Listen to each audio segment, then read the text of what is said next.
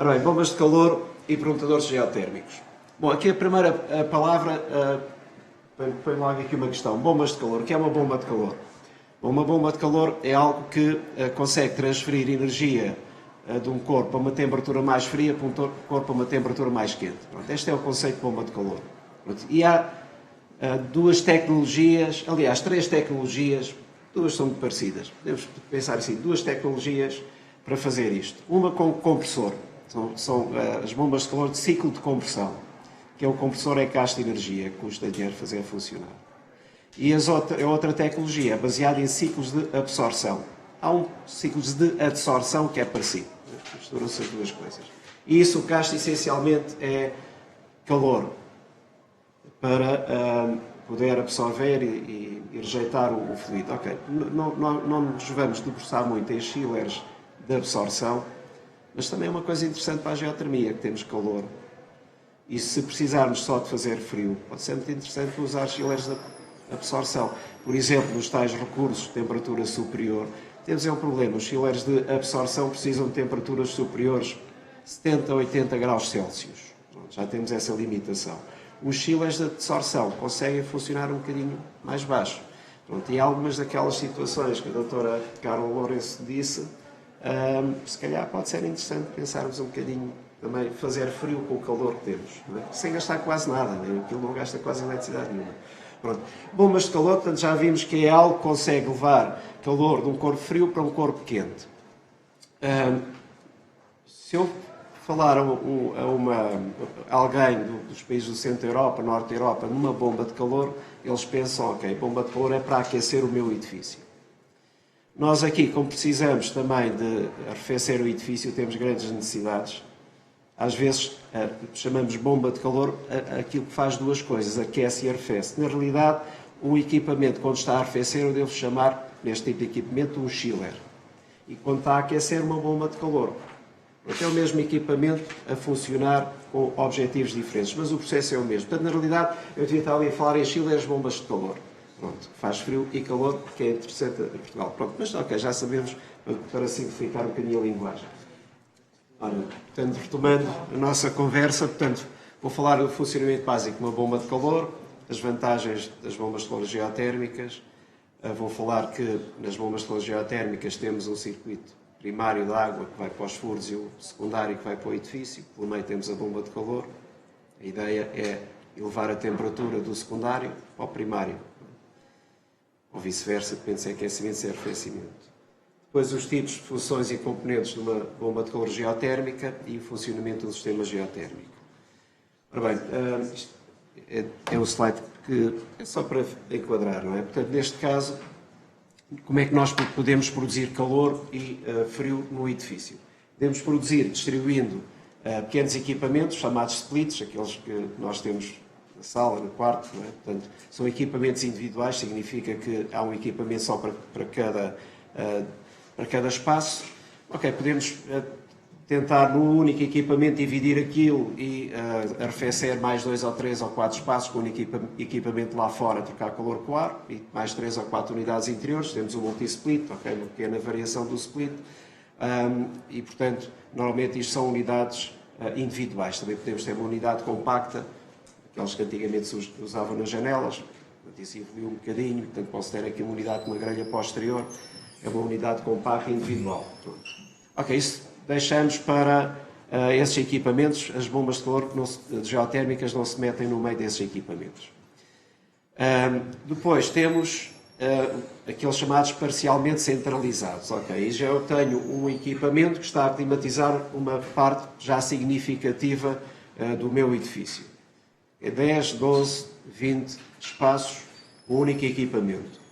Só que se o meu edifício tiver 6 espaços, preciso de 5 conjuntos desses. Pronto. Então, a produção não está centralizada apenas num único equipamento, está parcialmente centralizada em 5 equipamentos, por exemplo. E também, normalmente, esse tipo de coisas é uma evolução de um pequeno split que conseguimos, com uma unidade exterior, a satisfazer de uma forma controlada 10, 15, 20 espaços. Pronto. E chamamos os sistemas VRF, ou VRV, portanto VRF são sistemas de fluido frigorigénio variável. Há quem chame fluido refrigerante variável, caudal fluido refrigerante variável. Em inglês é a tradução direta, mas em português aquele fluido refrigerante que eles chamam assim, podemos chamar fluido frigorigénio. Eu costumo dizer aos meus alunos que fluido refrigerante em Portugal é Coca-Cola e coisas assim. Ok, mas às vezes eu próprio digo, não é? O inglês está bom. E portanto, nesse caso também deixamos para isso. Ok, é uma opção e é uma opção que compete bastante com as bombas de calor. Portanto, ali nós temos que competir com essa opção muito boa. Ora bem, depois podemos, em vez de eu ter um sistema daqueles, ter um equipamento que me vai produzir água quente para aquecer, por exemplo, como se fosse uma caldeira, mas é uma bomba de calor, e aproveito também para produzir água fria. E esse equipamento, portanto, pode o equipamento, se for tiver dimensão para isso, satisfazer as necessidades de todo o edifício, e nesse caso está totalmente centralizado, ou, se eu quiser repartir por várias questões, até pode ser da operação do meu sistema, por 3 ou 4 ou 5 ou 6 equipamentos a climatizar partes desse edifício, tem o sistema parcialmente climatizado. Portanto, aí entram as nossas bombas de calor. Portanto, elas podem ser utilizadas distribuindo algumas pelo meu edifício, se for um edifício grande, ou pode estar unicamente centralizado numa única bomba de calor grande, não é? Inclusive, até pode ser uma bomba de calor, normalmente é mais do que uma, que esteja ligada a um district heating.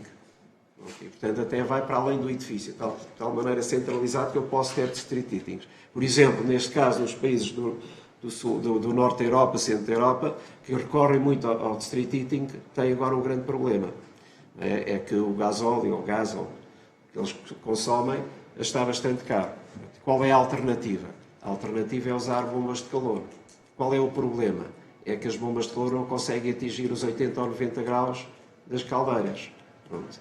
E então eles têm que remodelar a distribuição de calor por isso mesmo.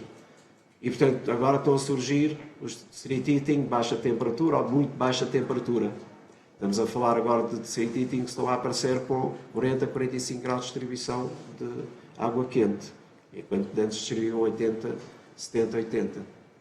Pronto, e portanto também é uma coisa interessante, porque nós na geotermia podemos ir buscar o desenvolvimento que está a ser feito para os district heating de low ou very low temperature, portanto, nos 40 a 45 graus. Em vez de, ok, tenho o recurso a 70 graus, vou distribuir a 70. Não, se calhar não é a melhor opção.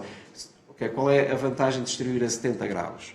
É que eu posso ter um ΔT de 20. O que é que isso significa? A MCP ΔT dá-me energia. Portanto, se eu aumento o ΔT, diminuo o caudal. Tenho tubagens de diâmetros menores, tenho bombas menos potentes, gasto menos, ok, ganho por aí, mas tenho outro problema, tenho maiores perdas térmicas. Pronto, e portanto, acabo por ser sempre mais vantajoso descer a temperatura. E portanto, se estivermos a falar em district heating baseado em geotermia, porque é que nós não vamos olhar o que é que estão a fazer agora para o district heating de baixa temperatura e seguimos essa gama de temperatura? Pode ser interessante. Pronto, e portanto eu com as bombas todas geotérmicas, portanto eu posso aquecer, posso arrefecer, posso fazer ambas as situações, ou posso substituir diretamente uma caldeira por isto mesmo. Ok, há caldeiras que trabalham a baixa temperatura, eventualmente por aí posso substituir, mas estou a falar em caldeiras que trabalham para 55 graus e já estou a forçar um bocadinho a bomba. Portanto, se eu tiver um sistema de aquecimento, tenha lá uma caldeira, não posso tirar a caldeira e pôr uma bomba de calor. Tenho que readaptar o meu sistema, quer na distribuição, quer no diâmetro das tubagens, eventualmente, quer depois também no radiador, ou ventilador convetor, etc. Ok, mas de resto posso usar a bomba de calor. Agora, nós normalmente caracterizamos também eu estive a caracterizar o meu sistema de climatização relativamente à produção. Unidades individuais, parcialmente centralizadas ou centralizadas. Onde está a produção? Ok. Mas agora eu tenho que levar o calor do sítio onde estou a produzir à sala. Pronto. E, portanto, de acordo com o meu sistema de distribuição de energia térmica, eu também vou classificar esse sistema. Por exemplo, aqui, qual é que será o fluido que me traz o calor ou o frio, agora é mais o frio do que o calor, da unidade que me está a produzir não sei onde, até aqui. vou aqui fazer aqui um bocado de forma interativa. Não é? Qual é o fluido que me está a trazer aqui fresquinho? É o ar. Ok, pronto. Portanto, e como é que eu sei que é o ar? Ok. Portanto, tenho ali difusores de ar, tratado. Não é? Alguns devem ter as grelhas para extrair o ar. Ele andar circular, vai a uma unidade de tratamento de ar, que recebe, neste momento, a receber água fria e transfere essa energia térmica de arrefecimento para o ar. Ele chega aqui tratado. Essa água fria pode estar a ser produzida no chiller, está de certeza a ser produzida no chiller, não deve ser geotérmica aqui, mas podia ser. Pronto. Portanto, neste caso, todo o fluido que me chega aqui, que me transporta energia térmica é ar. Portanto, um sistema desse eu chamo, da nossa gíria, um sistema tudo ar. Pronto. Ok, em alternativa, eu podia ter aqui, os radiadores não dão muito jeito para arrefecer, não é? Porque a temperatura do ar da superfície é muito baixa, em contato com a temperatura do ar, ia acontecer várias coisas perigosas. Primeira coisa, o ar descia, e descia com pouca velocidade, o efeito convectivo era pequeno e não conseguia rapidamente servir o ar frio por aqui. O que é que eu costumo fazer? Então, se é difícil, por convecção natural, ele circular, ou seja, se este convector não funciona, o que é que eu faço? Adiciono um ventilador cá em baixo. E o que é que eu tenho? Tenho um ventiloconvector. Pronto, e agora posso ter um ventiloconvector a funcionar. Depois tinha outra coisa perigosa, é que a temperatura era de tal maneira fria na superfície que a água, vapor d'água, uma parte do vapor d'água do ar condensava na superfície. Molhava-me aqui o chão todo, não há problema. Nesse ventiloconvector ponho o tabuleiro de recolha de condensados. Pronto, e resolvi o meu problema. Não é? E ele também serve para aquecer no verão, no inverno. É a mesma coisa, a superfície agora em vez de estar fria está quente, ajuda a circular o ar e consigo aquecer. Aqui nem sequer há condensação. Pronto. Se eu tiver um radiador, ele também funciona bem para aquecer, mas precisa que a temperatura seja alta para criar fortes correntes convectivas. Então eu posso, quando tenho uma caldeira a 70, 80 graus ou 60 graus, posso funcionar com o radiador, o convector, neste caso, chamamos de radiador. Há razão para isso, não vale a pena perder tempo.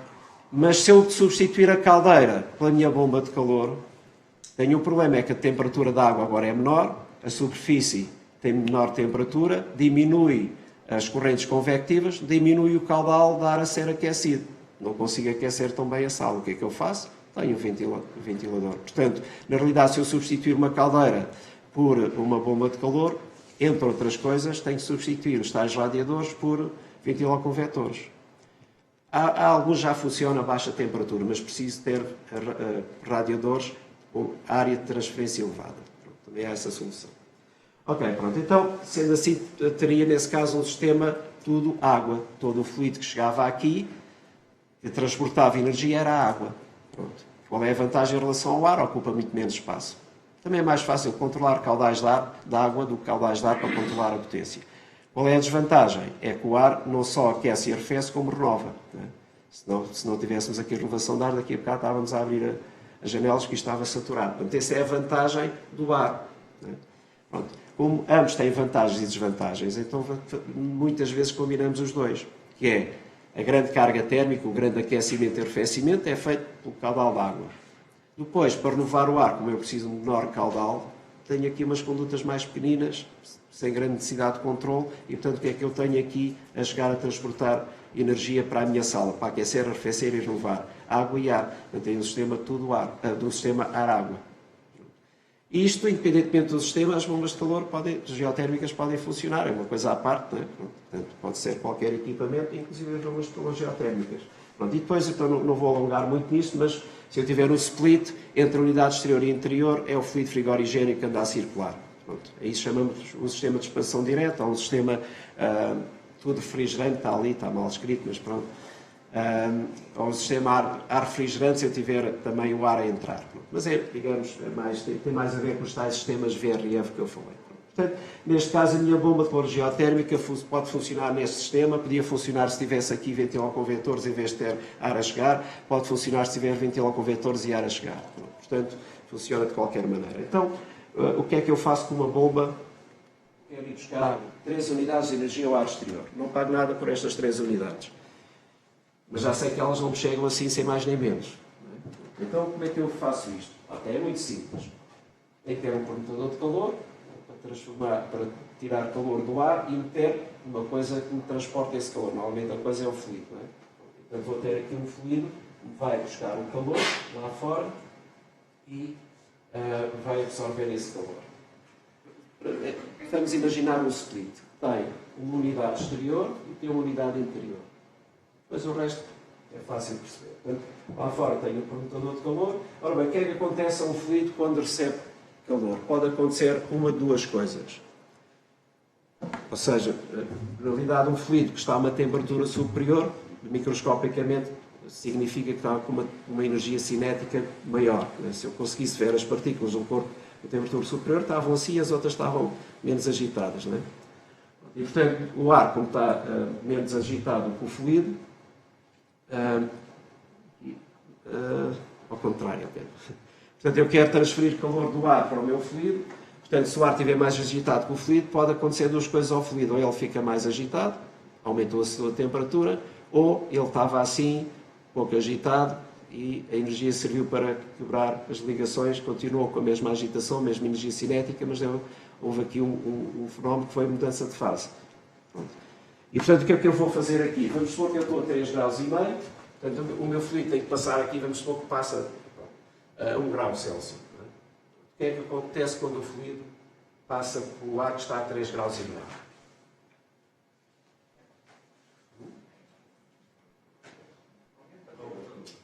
Ok, pode acontecer uma de duas coisas.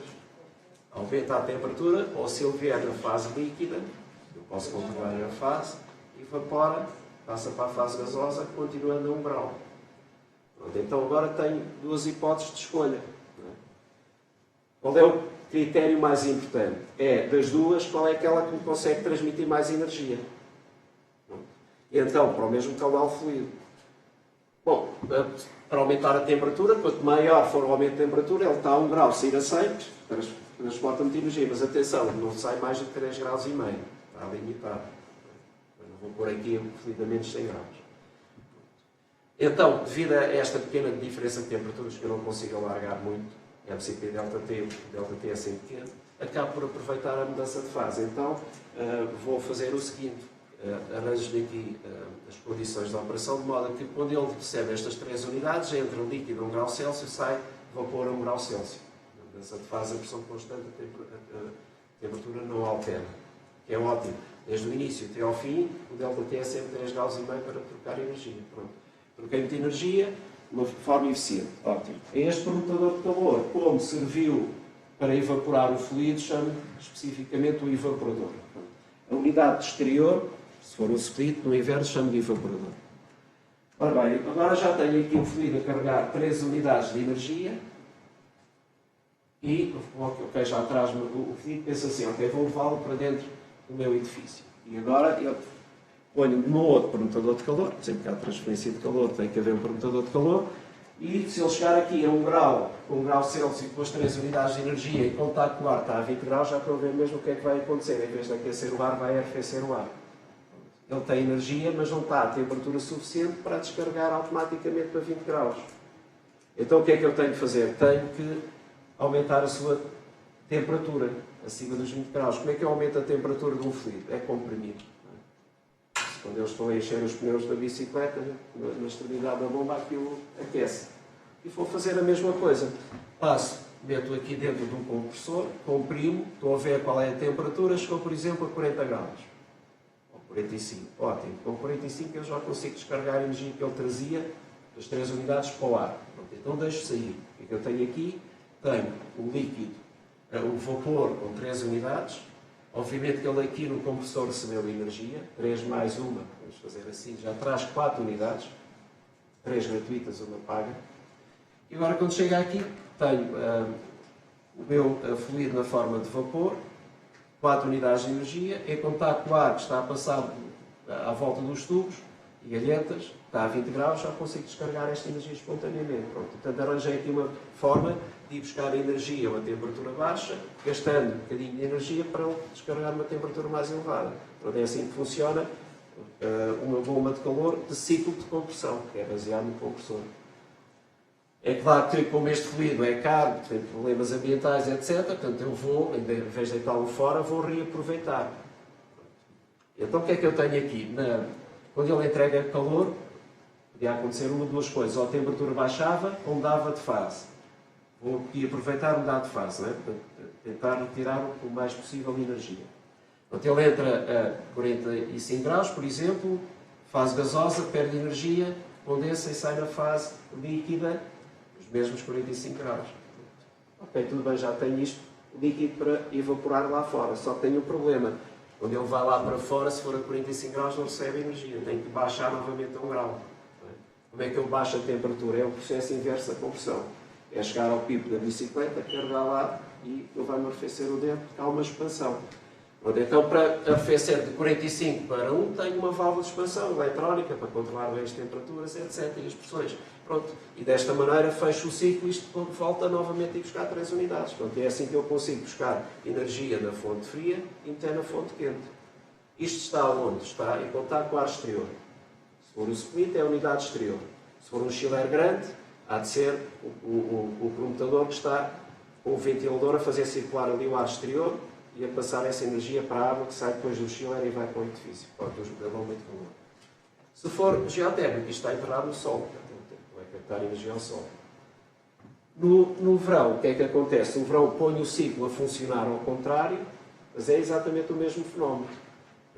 A minha unidade exterior deixou de servir como evaporador, portanto, passa a ser um condensador, ou seja, estou a retirar energia agora do interior do edifício.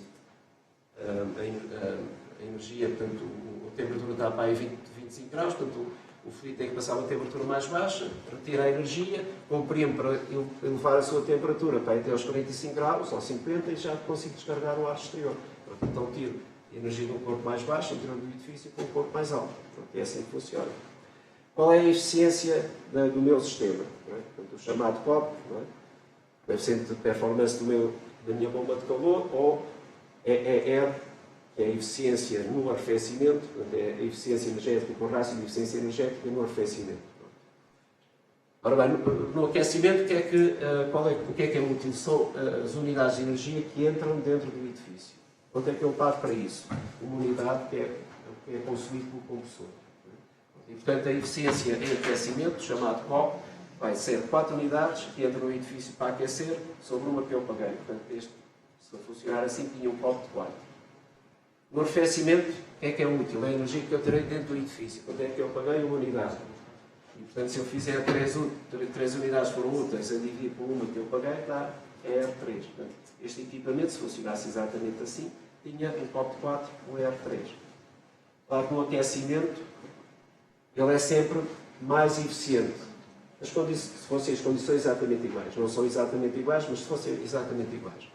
Porquê? Porque eu não só estou a aproveitar as 3 unidades que fui buscar lá fora para aquecer o edifício, como também transformei esta energia do compressor, que é uma energia sob a forma de trabalho, em aquecimento, juntei aos 3 e tenho 4 unidades a aquecer o edifício. Enquanto que aqui, esta unidade só serviu para puxar aquelas 3 unidades. Portanto, no verão só tem 3 unidades. Paguei, não serviu para nada, foi só para puxar. Aqui no inverno já tenho as 4 unidades. Isto é muito importante. Vamos supor que eu tenho um chiller bomba de calor geotérmico com 20 kW. Potência de arrefecimento e também potência de aquecimento. Exatamente igual. Qual é a troca de calor com o sol? Eu diria assim, ok. Chega-me 20 kW de energia de potência térmica no inverno. Não é? Portanto, vou tirar dali, ora, a vida dividida por 4 é 5. Portanto, chega ali 20, 15 vem dali, 5 vem daqui. Ótimo. Tive que dimensionar os furos para 15 kW. Transferência de calor. E agora pensei, ok, se no inverno também estou a tirar ali 20 kW, funciona que isto é 20 para o verão, 20 para o inverno. Mas quanto é que eu tiro no caso do verão? Eu, para tirar dali 20 kW da casa, quanto é que eu injeto no sol? Não é? Portanto, vou tirar dali 20, mais, eu estou a fazer contas redondas, mais 5, estou a injetar 25. kW no Sol. Estão a ver aqui um possível desequilíbrio se nós não soubermos fazer estas contas. Eu penso, ok, 20 no verão, 20 no inverno, excelente. Está tudo equilibrado, o Sol não aquece, não arrefece. E o sistema, se for dimensionado para o aquecimento, também funciona bem no arrefecimento. É mentira. Porque o que eu meto no edifício é diferente daquilo que eu estou a colocar e tirar do Sol. Portanto, é muito importante conhecer bem aqui estes fenómenos. Ora bem, bombas de calor, como eu tinha dito, podemos estar a trocar calor com o ar exterior. Cá está, isto é uma bomba de calor típica para uma vivenda, mais pequenina, um bocadinho maior. Portanto, neste caso eu tenho, se for, por exemplo, no inverno, portanto, este é o contador de calor que está a receber o calor do ar que é forçado a passar aqui pelos ventiladores. E depois este ar entra aqui dentro do ciclo e com o fluido frigorigéneo vou aquecer o compressor, etc. E depois descarrego esse calor na água que sai daqui aquecida. Tipicamente a 45 graus, vai ao edifício e volta depois de descarregar o calor a 40 graus. À volta disso. E a mesma coisa.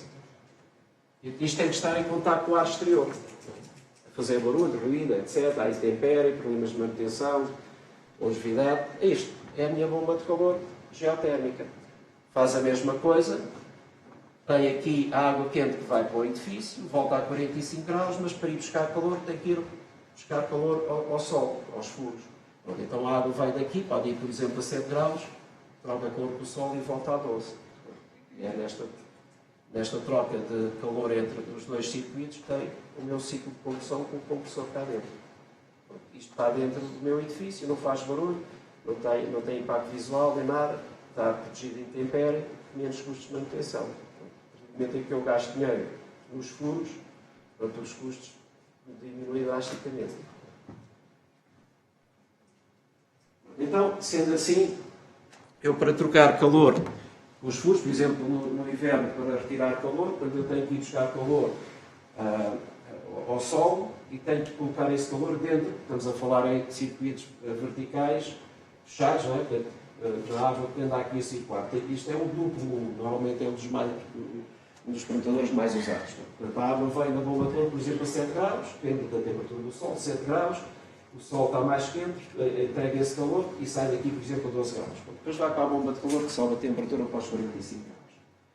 E, portanto, qual é o problema aqui? O que é que está aqui em jogo? É a capacidade de conseguir transferir o máximo de calor possível do sol para dentro da água. Pronto.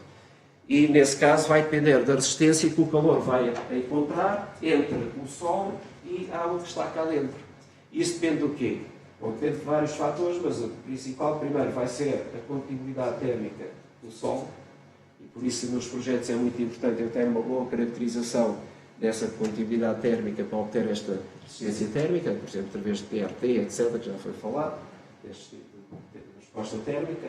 Depende da forma como é que o calor atravessa aqui o material de enchimento dos furos, né?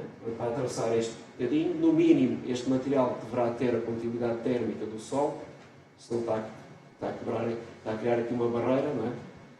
Posso usar bentonite mais cimento, mas digamos essa é a situação mais simples, não é? Portanto, já há materiais no mercado muito otimizados para aumentar bastante a condutibilidade térmica.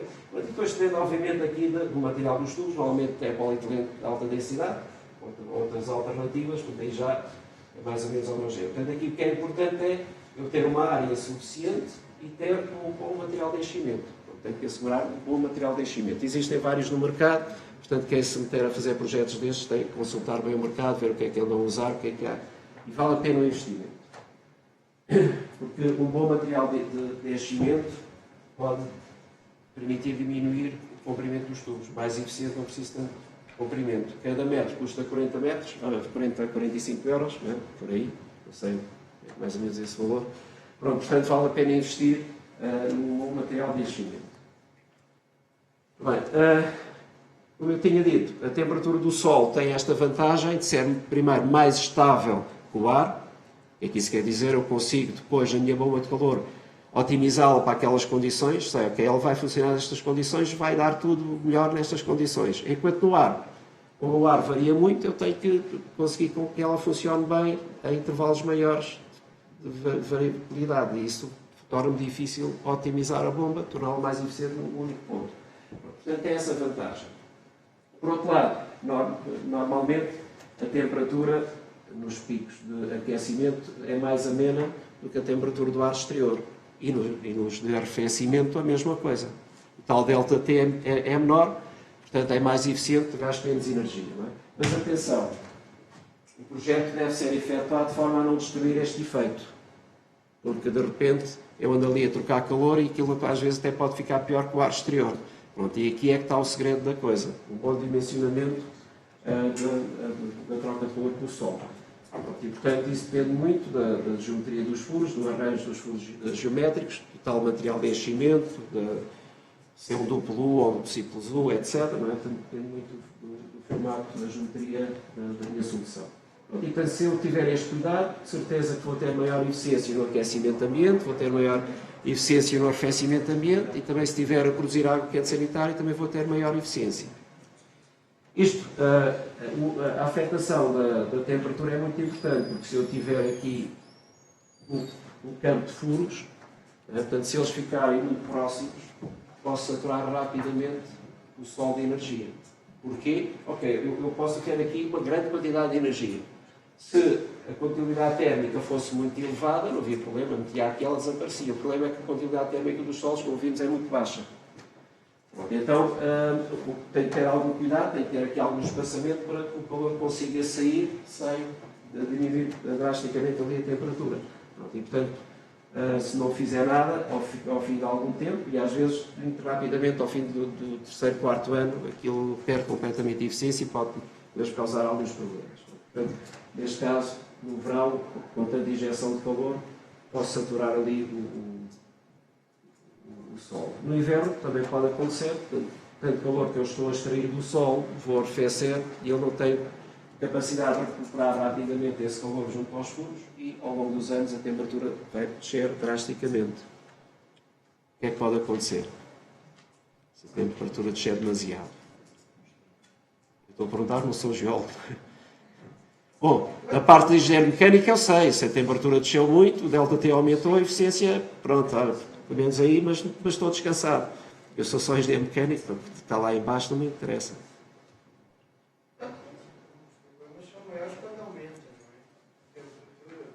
Não há problema de haver congelação. O maior problema normalmente é estragar as águas com os bicharocos que gostam do calor. Sim. Mas o pessoal dos países frios tem sempre esse problema, a temperatura não pode vir abaixo de zero. Não é? E portanto, eles têm esse problema, pronto. Portanto, ou seja, não pode haver aqui o congelamento da água que possa existir. Eu estou a falar sem conhecimento de geologia, mas sei que há essa preocupação e, portanto, este é um do critério que eles fazem no dimensionamento, é que a temperatura, porque eles funcionam essencialmente em aquecimento, nunca venha abaixo de zero, nunca haja esse risco. E, portanto, tem que se fazer um bom dimensionamento. Ora bem, em relação aos circuitos de água, portanto, nós temos a bomba de calor pelo meio, de um lado ela está a ir buscar calor, vamos pensar no inverno, no verão é o contrário, está a ir buscar calor ao Sol, do outro lado está a entregar esse calor ao edifício e depois fazer esse aumento de temperatura. Então temos o circuito primário, ele é normalmente constituído pela sua captação geotérmica,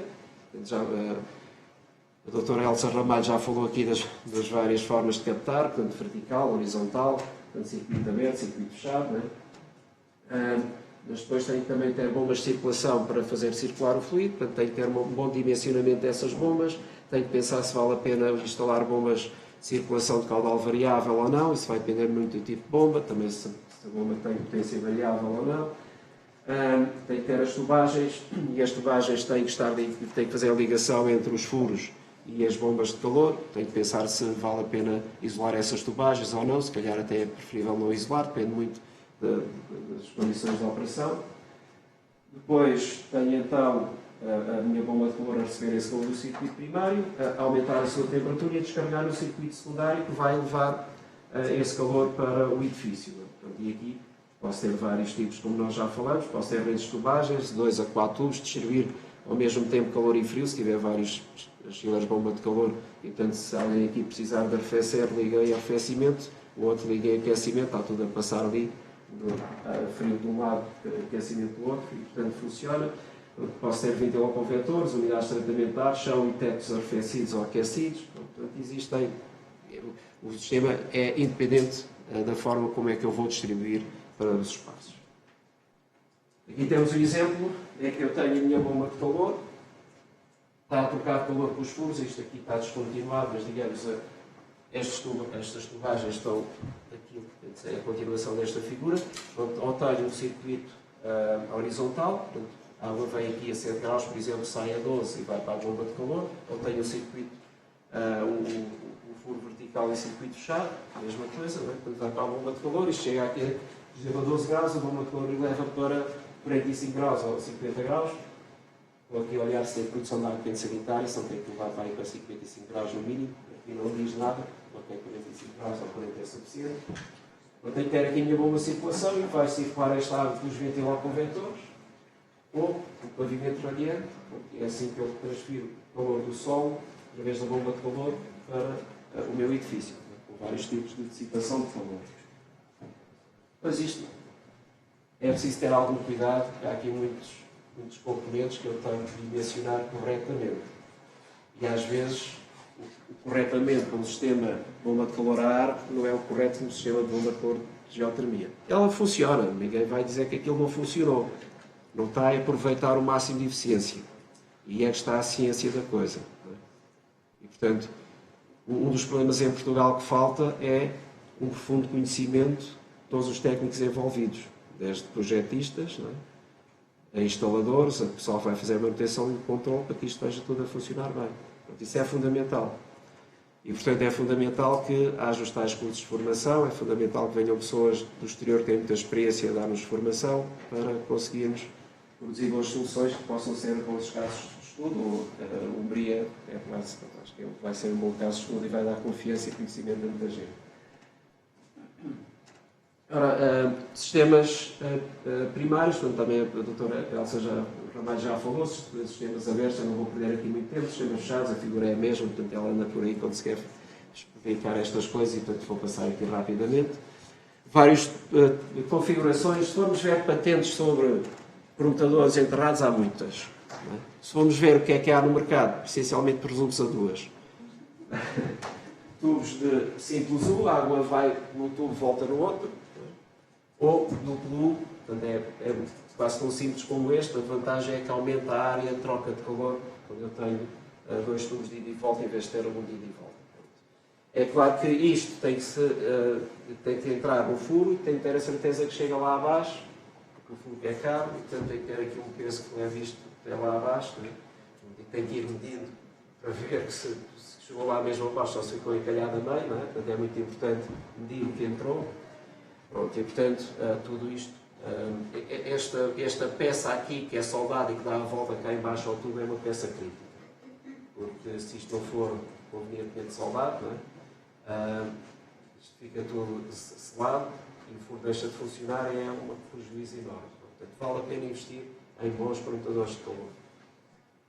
Tal como vale a pena investir em bons materiais de enchimento. Depois há coaxiais, há vários, há helicoidais. Portanto, qual é o objetivo aqui? É arranjar permutadores o mais eficiente possível. Para quê? Para poupar dinheiro na furação. Como é que se pode poupar dinheiro?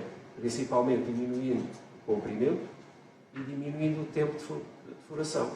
Pronto, portanto, quem anda a investigar neste momento novos permutadores de calor tem como objetivo esses dois critérios. Uma solução fácil de instalar e que seja eficiente. É por aí que eu vou investigar. E, portanto, há soluções, como eu disse, há muitas patentes, mas há soluções engraçadas que estão a ser investigadas em alguns projetos europeus. E, portanto, quem está nesta área convém estar atento a ver se de repente começam a aparecer permutadores de calor mais interessantes. Ora bem, os furos geotérmicos têm várias componentes. Por exemplo, tem os tubos.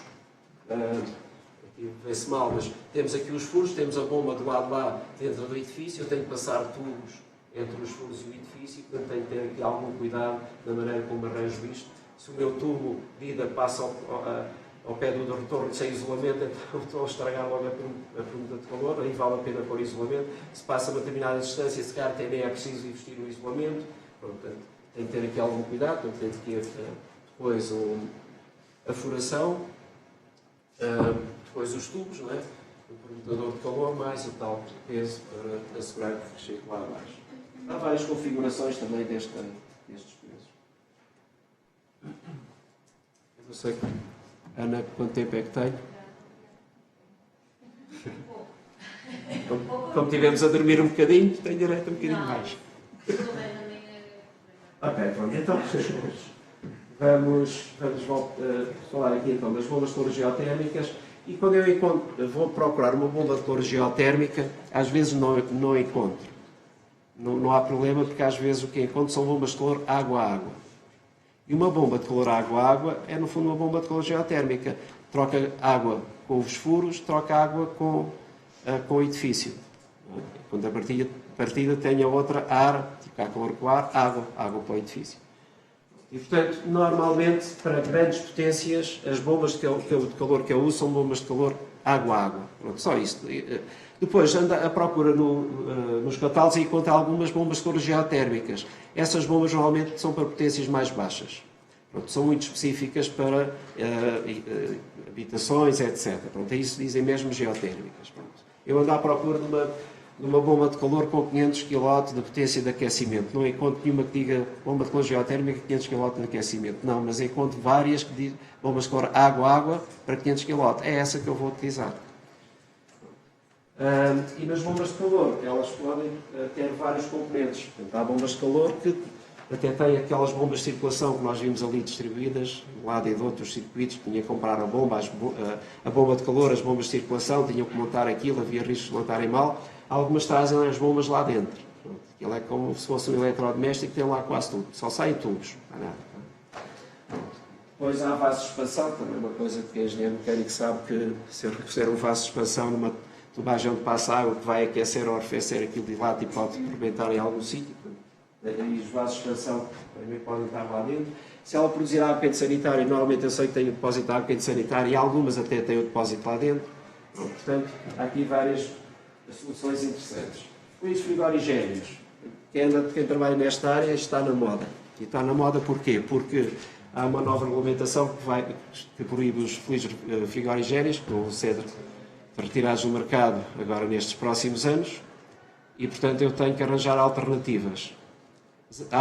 E porquê é que retiro no mercado? Por causa do efeito de estufa. Só por isso. Então tenho que arranjar alternativas que façam a mesma coisa com muito menos impacto de efeito de estufa. Existe, mas é caro. E é de tal maneira caro, há aqui várias opções novas, os fabricantes andam, cada um deles, a tentar encontrar soluções mais baratas que façam a mesma coisa. Portanto, é um tema que anda em moda. E os preços, eu não sei se há aqui alguém que tem ideia do aumento dos preços, mas aumentaram drasticamente. Não sei se... Podemos estar a falar para aí 10 vezes mais ou coisa do género. Quanto não sei, mas os fluidos com tal índice de AWP, sim, aquele que afeta o warming, o ozono, quanto mais elevado é esse valor, mais caro eles vão sim, ter questão sim, e mais caro vão ficar. Exatamente. Não sei dizer quanto, sim, mas a tendência é essa. Esses são penalizados, aumentam pela penalização, os outros também são caros devido à sua produção. Exatamente. E é uma preocupação. Okay. Qual é a nossa vantagem das bombas de calor geotérmicas? Reparem, eu disse há bocado que um dos grandes competidores das bombas de calor geotérmicas para edifícios de média dimensão são os chamados VRF. Uma unidade de exterior a distribuir fluido frigorigénico por várias unidades interiores. Reparem, o volume que existe num sistema desses, que anda por todo o edifício, é muito, muito grande quando comparado com uma bomba de calor geotérmica que só tem o ciclo ali dentro daquela caixinha. Pronto, essa é uma grande vantagem. Até algum tempo atrás, muitas das soluções mais tradicionais, chillers, bomba de calor ar, água, por exemplo, estavam a ser substituídas por VRF. Agora voltam a pôr a questão se vale a pena substituir ou não. Pronto, então voltou a aparecer esta nova tendência de voltar à solução antiga, é que o fluido só está dentro da caixinha. E a bomba de calor geotérmica é um caso desses. Portanto, temos vantagem nisso neste momento. Eu vou aqui passar um bocadinho depressa. Isto é a maneira como se controla. Pronto, aqui temos alguns exemplos de bombas de calor. Por exemplo, eu tenho esta bomba de calor. Logo vejo que é uma bomba de calor que não troca calor com ar, não vejo aqui nenhum o radiador a trocar calor de ar, portanto é uma bomba de calor água-água. E portanto, se eu quiser saber qual é a capacidade desta bomba de calor no arrefecimento, dá-me 19,8 kW, no aquecimento dá-me 23,7. Se eu quiser saber a eficiência dela, tenho no arrefecimento 3,9, é R, que vimos há bocado, ou seja, é a potência de arrefecimento dividido pela potência que ela consome de eletricidade. No aquecimento tenho 4,9, isto não é, não, aqui não tenho o copo, dividi 23,7 por 4,9 e tinha o copo, este não aparece o copo. Pronto, eu tenho aqui estes dados. Sei também qual é o caudal de água que vai para os furos e que vai para a casa. Isto é importante para dimensionar os furos. E depois, se eu continuar a ver o catálogo, vejo, por exemplo, que aquele ensaio foi feito segundo as normas Eurovan, e agora há novas normas europeias, que diz assim, vamos fazer um ensaio para ver quanto é que isto gasta, levando água que chega a 7 graus, que sai a 7 graus, até elevar a temperatura para 35 graus para entregar o edifício. Quanto é que isto produz de... desculpa lá, estou a fazer isto ao contrário. É arrefecimento. Ok, portanto, ele está a fazer sair água fria para arrefecer o edifício a 7 graus, é ótimo para arrefecer, e depois deita o calor lá fora quando o ar está a 35 graus. Qual é a potência que ele consegue produzir de arrefecimento? 19,8 kW é o que tira do edifício. Não é? Quanto é que ele vai... quanto é que eu vou consumir para isso? 3,9 kW. Quanto é que é o ER nestas situações? 19,8 dividido 3,9 dá 5,07. Esta é a eficiência. O que é que acontece, por exemplo, se a temperatura lá fora descer um bocadinho? Vou para aqui para estes números. 7 na água fria vai para o edifício e depois deita calor para o ar a 30 graus. Arrefeceu um bocadinho. Quanto é que tenho ER? 5,94. Um aumento de 17% de eficiência. E o Sol está a uma temperatura mais baixa. Portanto, eu tenho no Sol estas grandes vantagens. Temperaturas amenas fazem aumentar a eficiência. Podia ver aqui depois noutros casos. No aquecimento é a mesma coisa. Eu estou a produzir água a 45 graus, mas para isso vou buscar energia ao ar exterior, por exemplo, a 10 graus. Portanto, nestas condições tenho 23,7 de potência de aquecimento e para ter esta potência estou a consumir 5. Qual é o copo? 23,7, que é útil a devido que eu estou a consumir. Dá-me 4,74. Pronto, agora vamos supor, por exemplo, que a temperatura lá fora desceu. Estamos a chegar à noite, faz mais frio. Quanto é que vou ali buscar valores, em vez de 10, vou buscar ali a 5. E, portanto, o copo desceu para 4,2, 11,4. O que é que acontece a uma bomba de calor geotérmica? Está mais ou menos à mesma temperatura, com a mesma eficiência. Pronto, é isto que nós tentamos evitar. Temos aqui mais bombas, eu vou também agora passar rapidamente aqui com vários dados. Ok, acho que já... Pronto. Só uma situação. Portanto, eu tenho aqui copos, a eficiência, para condições muito específicas. Faço o ensaio, ponho tudo aquelas temperaturas e vejo quanto é que dá. Pronto, e portanto tenho aqui quais são as condições e portanto tenho aqui um copo, por exemplo, de 5. Está ali. Mas, na realidade, a temperatura lá fora não está sempre a 10 graus ou a 5 graus, varia, não é? E varia consoante o clima. Pronto, então, se calhar, o melhor para fazer esta eficiência é fazer uma eficiência média para um determinado clima. Pronto, e se eu fizer a eficiência média, não sei quantas horas a 5 graus, não sei quantas horas a 7, por aí fora, é que vou ter um copo médio. Pronto, e tenho aqui um copo médio, por exemplo, para entregar água a 35 graus, no caso do pavimento radiante. Nesse caso, por exemplo, é 5,4. É maior do que os 5. Se for um radiador, já tenho que entregar a 55 graus para ele conseguir funcionar, perco eficiência, mas tenho ali a eficiência média. Então, quais são as condições climáticas que eu tenho que ensaiar? Quantas horas é que está a 5 graus, etc. Isso vai depender do clima. E Portugal, a Europa está dividida em 4 zonas climáticas, portanto, elas estão aqui, e foi definido para cada uma destas zonas climáticas um perfil de temperaturas. Pronto, e vou fazer o ensaio da minha bomba, pronto, o que significa que se calhar a mesma bomba a funcionar na Noruega ou em Portugal, na Noruega vai ter um copo inferior e Portugal vai ter um copo superior. Porquê? Porque as condições de ensaio foram diferentes. apesar do copo, só que não é o S-copo, o copo é igual, porque eu aqui e ali vou fazer o ensaio da mesma maneira. Pronto. Isto é importante, antes só havia este copo. Dizia assim, bom, minha bomba tem um copo de 5. Ok, ótimo. 5, isto está na Noruega, isto está em Portugal, tudo bem 5. Não é bem assim. Não é? Na Noruega aquela bomba vai funcionar muito pior do que em Portugal. Então, tudo bem, para que isto se torne mais realista, apareceu agora esta nova norma europeia, vai fazer então esta...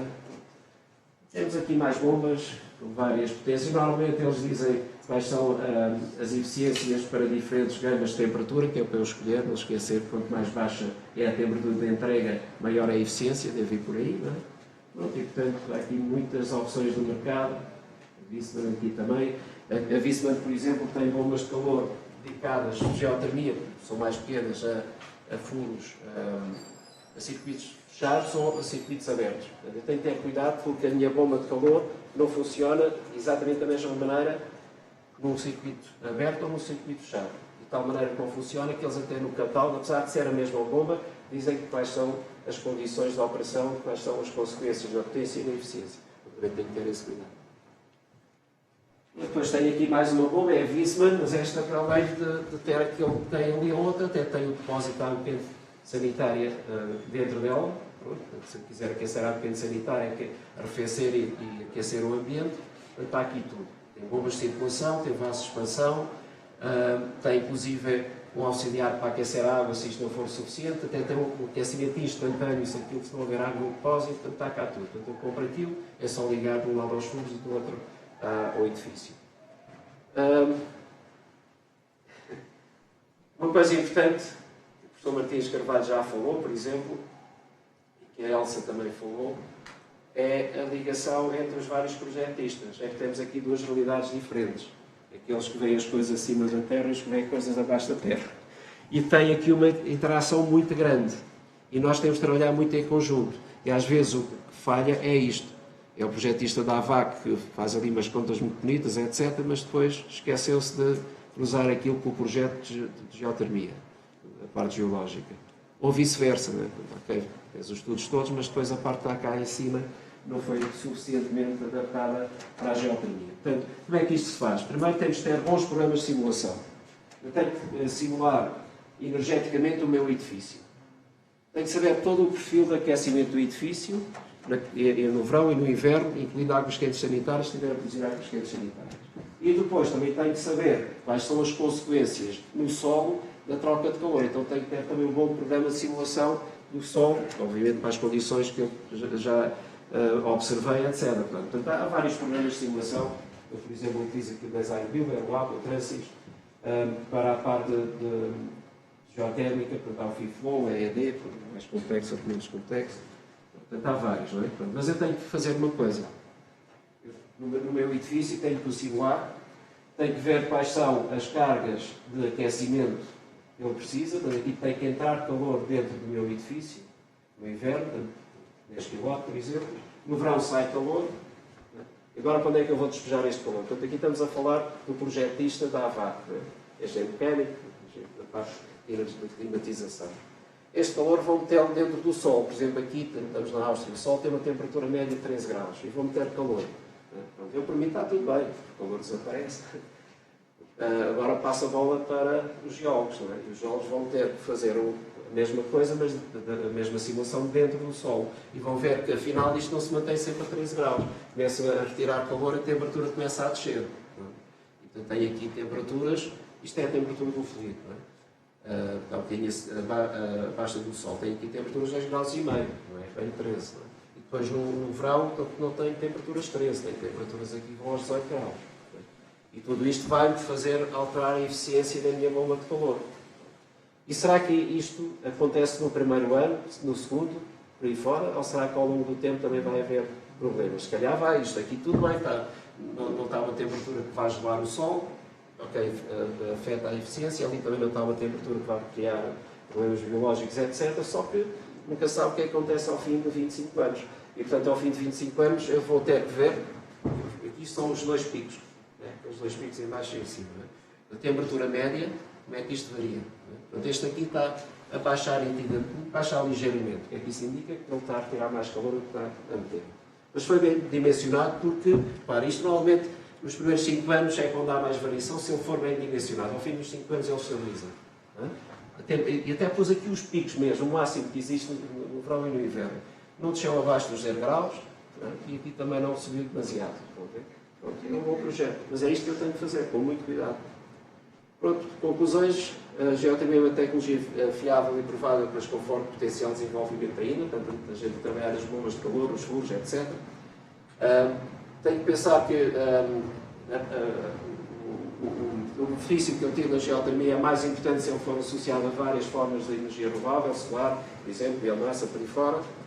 É necessário estes estudos detalhados da dinâmica energética de todo o sistema, o edifício e o sol, é fundamental, se caso contrário é um perigo, é brincar com o fogo. A necessidade cada vez maior de utilização de sistemas inteligentes de controle, cá está tal coisa, isto tudo tem que ser otimizado para tirar o máximo proveito, não é pôr aquilo a funcionar continuamente nas mesmas condições. Pronto, e portanto o resto é, já sabemos que promove o conforto do edifício, menor ruído, menor impacto visual, protege o ambiente e promove o desenvolvimento sustentável da utilização energética. Pronto, obrigado, se quiserem visitar a sua universidade.